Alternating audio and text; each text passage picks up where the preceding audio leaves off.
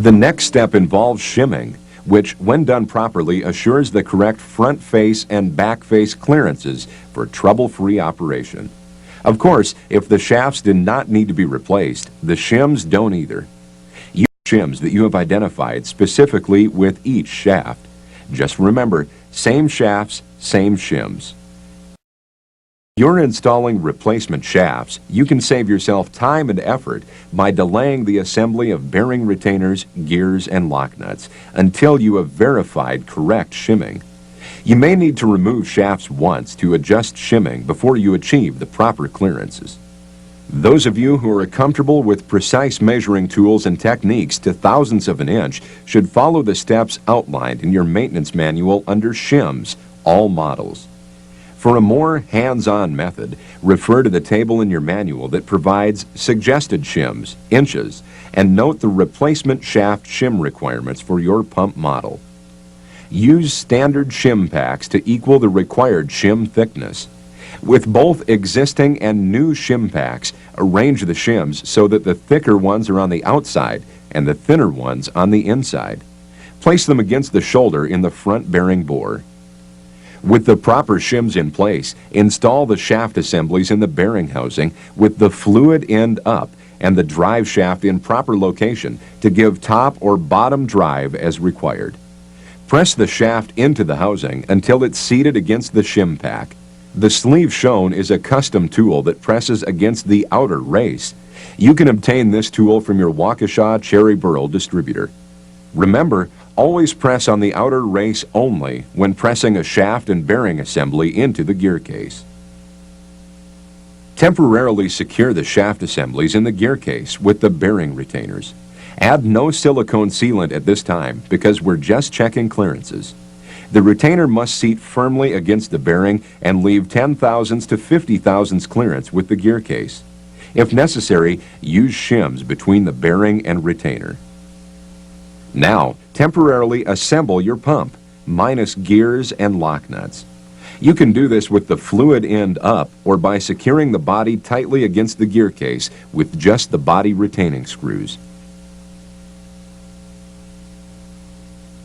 Then, write down the rotor clearances for A, the back face, which can be measured from the front or the port. B, the rotor to body. And C, the front face.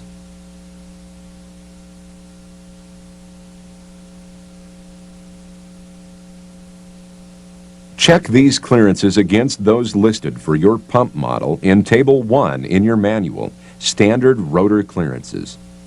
If your pump application involves high temperatures or products that tend to coat, such as chocolate, you may have special clearance rotors. Contact the factory for proper B and C clearances. You may not achieve the listed clearances the first time. Disassemble and adjust shim thickness to meet these back face clearances. Be sure your back face clearances, or dimension A, for both rotors are identical. This prevents rotor crossover contact. After you've removed the fluid end from the gear case, remove the bearing retainers. Grease the front and rear bearings through the grease fittings until grease is visible around the ball assemblies. Rotating the shafts while you grease helps disperse the grease properly. Hand packing grease into the bearings also is acceptable. Install the grease seals into the bearing retainers with the lip facing out.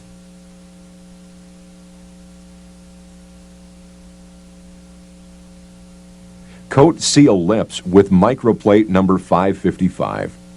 If your pump is a Model 30, you'll find the grease seal has to be pressed slightly farther. Coat the bearing retainer flanges with silicone sealant. For the Universal 2 paint pump and other silicone-free pumps, use Gore-Tex sealant. Then install the bearing retainers.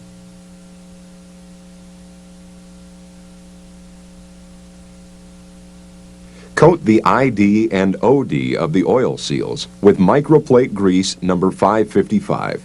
Press in the oil seals with spring facing out. Before installing the timing gears, identify the gear with the single punch mark. It will be the drive gear. Now check the one with the 2 punch marks. When installed, the 2 punch marks will straddle the single mark. You'll find it helps to put the rotors at right angles before aligning the timing marks. Then, slide the gear with the single punch mark onto the drive shaft and the gear with 2 punch marks onto the short shaft, again with the 2 punch marks straddling the single mark of the drive gear. The gears may need to be tapped into position. Slip on the lock washers and apply microplate grease to the threaded area on the shafts and to the face of the lock nuts. When you're removing or torquing the lock nuts, you need to prevent the shaft from rotating, and here are 3 useful ways of doing it. With a wood or nylon block wedged between the gears, with a rag in the gears, or with a dowel or hardwood block in the rotors. You can tighten the lock nuts with a spanner, wrench, or drift, but we recommend you use a torque wrench and socket spanner as shown here. Refer to Table 2 for tightening torque. Bend the locking tabs to secure the lock nuts. This handy socket spanner is available from your Waukesha Cherry Burl distributor. Press a new grease seal into the gear case cover with the spring side facing in.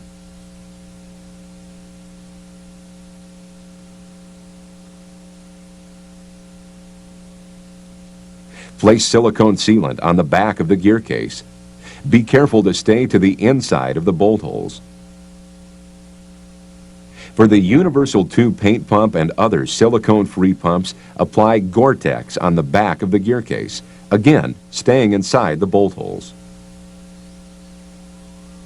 Lubricate the gear cover's grease seal with microplate number 555 to keep it from running dry against the drive shaft. Then mount the cover assembly over the shaft extension onto the gear case. Be careful to protect the seal from the keyway with tape. Before securing with cap screws, make sure the shaft is centered in the lip seal. Fill the gear cavity with microplate number 140 oil to the proper level. Refer to the oil capacity chart in the operation section of the manual. This is important because over-oiling is a common error. If your pump is side-mounted, it will require more oil in the gear cavity than horizontally ported pumps. Install the fluid into the gear case assembly and take care not to damage seals as the body is drawn over the shafts. Install rotors and rotor nut assemblies and install the cover. You have now become a part of the Waukesha Cherry Burl Pumps tradition.